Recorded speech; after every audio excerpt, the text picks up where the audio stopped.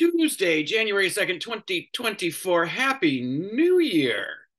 Um, I don't really know what the whole big deal about New Year's is. There's a midnight every day.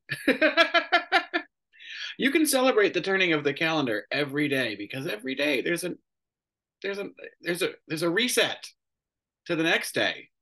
Um, so I hope everyone had a safe New Year's Eve. I I turned the calendar to the new year on the couch with my dog.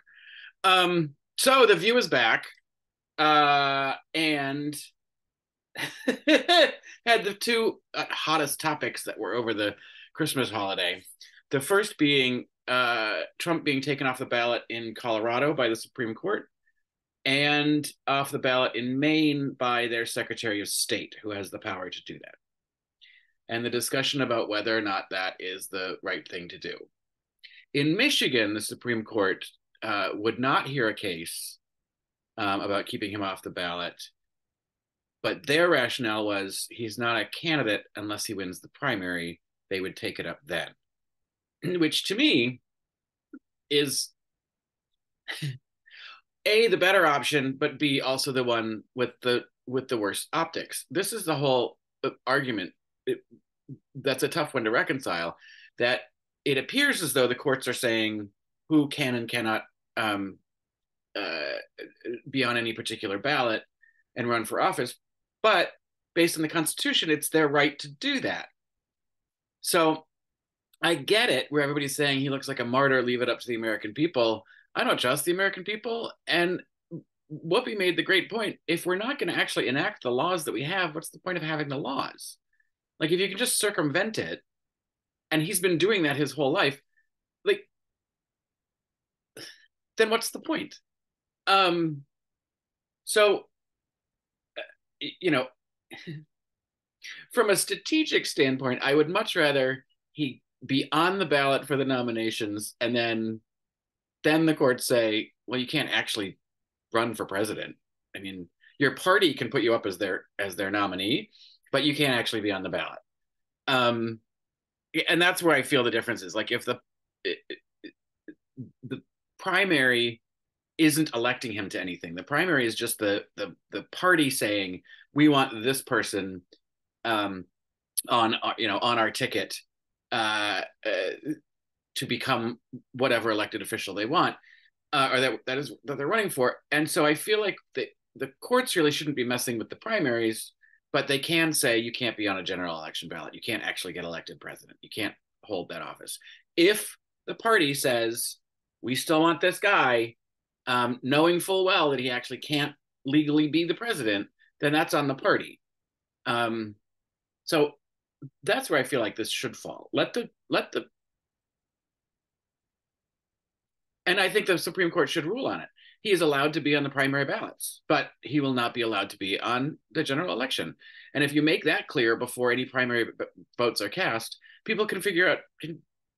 I Even if the Supreme Court said he's not allowed on the federal ballot for the general election, I'm convinced that the stupid Republicans would still nominate him as their nominee, because his cult is just too strong. So that I would prefer, because that makes it a fair game. You can't be on the ballot, but you can go ahead.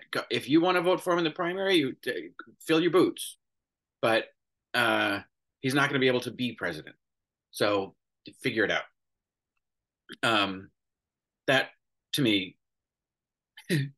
is fair, follows the law, and lets the voters decide um, who they want as their nominee. But anyway, so that's an interesting little dilemma. That's, again, the Republican Party just loves to claim states' rights when it's talking about abortion, but when it comes to following election law, they're like, "But not that state right, not that one." And Sarah did actually make a really good point about he doesn't need to be convicted uh, of leading the insurrection, or we know he didn't actually go to the Capitol that day, but he did aid and abet them and give comfort to insurrectionists. So she is right about that. There is guilt that is established in his own words. So I think we can invoke the what is it, paragraph 3 of amendment of the 14th Amendment. But I do think that they should be talking only about the general election and not fucking with anybody's primary. So we move from that to the little racist Nikki Haley not identifying slavery as a reason for the Civil War.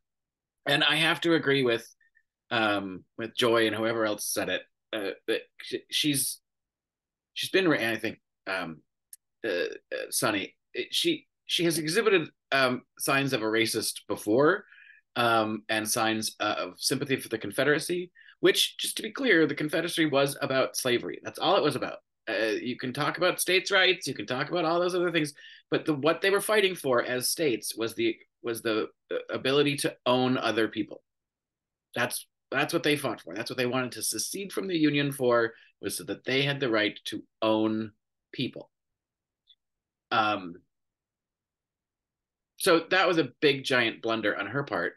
I think do people in politics forget that everything's recorded and everything's available to everyone at all times?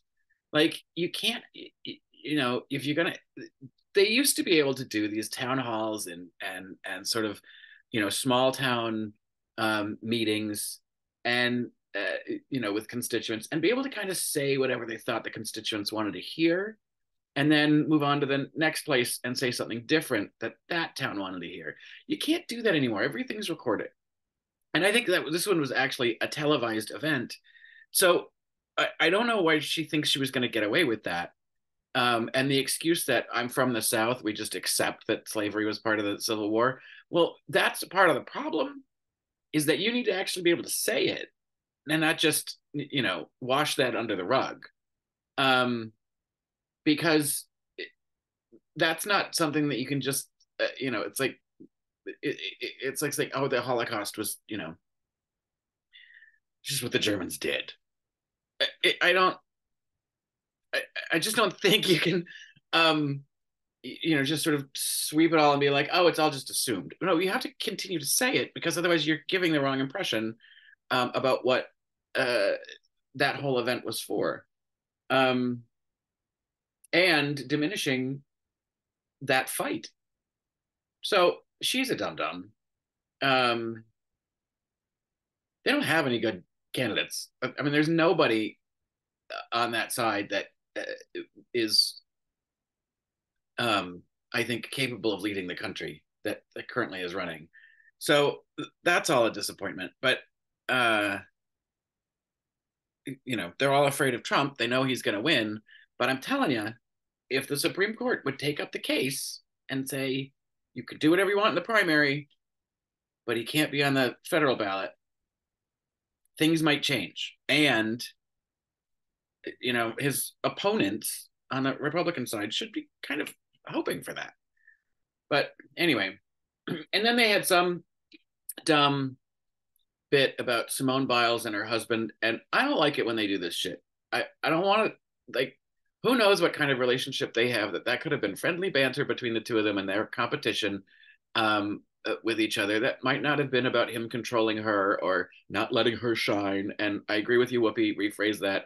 It's men don't let women do anything. Women are fully capable and in charge of doing whatever they want on their own, with or without men's approval or sanctioning, or lifting up the gate to let them. It's just that's ridiculous. So I appreciated Whoopi making Sunny reframe that statement, but I don't like any of that stuff. Like, who that's their relationship, whatever. Let them work that out. Unless we're talking about Jada and Will Smith, because they put way too much of their marriage out in the public, and we should be scrutinizing that and telling them that they're idiots. And they used to be Scientologists, or at least he did. I don't know what happened to their Scientology. I don't know what happened to their association with Scientology. Anyway, So that's the start of 2024. I'm almost done with a puzzle that I started yesterday, so I'm going to go back and finish that.